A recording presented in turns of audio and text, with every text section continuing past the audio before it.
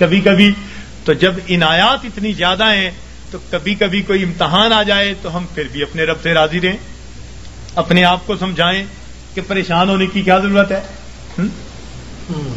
کسی عارف نے کہا لطف سجن دم بدم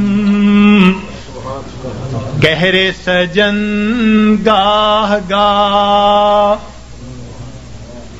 لطف سجن دم بدم قہر سجن گاہ گاہ, ای بھی سجن واہ واہ اون بھی سجن واہ واہ.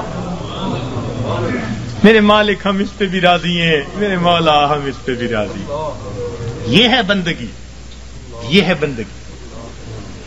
اور ہم پریشان ہو کر اگر کوئی بدعقیدہ بندہ تعویذ دینے والا ہے ادھر بھی بھیجتے ہیں عورتوں کو,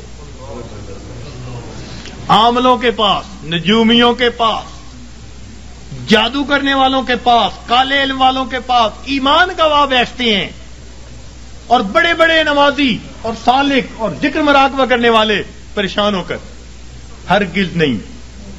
پریشانیوں کے اندر کبھی ایسے لوگوں کی طرف نہیں جانا, پریشانی کے وقت میں اپنے پروردگار کے گھر کی طرف آنا ہے. مسجد کی طرف آئیں اور اللہ سے اپنے دل کی بات کہیں, اللہ کے سامنے اپنے دل کا دکھ بیان کریں.